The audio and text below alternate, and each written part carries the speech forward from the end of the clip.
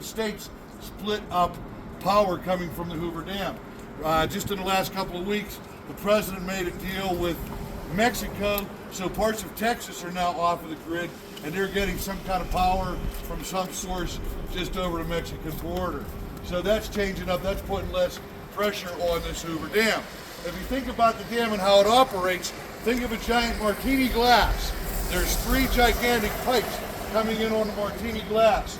The water goes through the pipes, comes out here, goes to the generating houses, back over here, through the plant, and then the water comes back out. Now the depth of the water is down so low that the very top piping system is actually exposed. It still works 100%, but it used to be 50 feet below the water level. Now it's 2 feet exposed.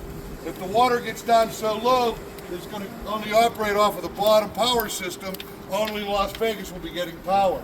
In the last 5 years, what Nevada has done is inside the middle of the lake, there's actually a new power station, and they have about 70 of these smaller high-tech generators, and they're making all kind of power from that part of the lake.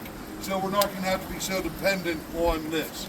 So when you see the water coming down where it was from, I told you it was destroying farms. Here, right here, this is the Salton Sea. This was actually an accident. The water was coming down, wiping out parts of Las Vegas, wiping out parts of California and Arizona, killing the people, wiping out the farms. That's what, in the late 1800s, they says we got to do something to control the water. 1902, they started the survey. 1921, they started to actual seriousness on building the dam. 1931, they started to build the dam.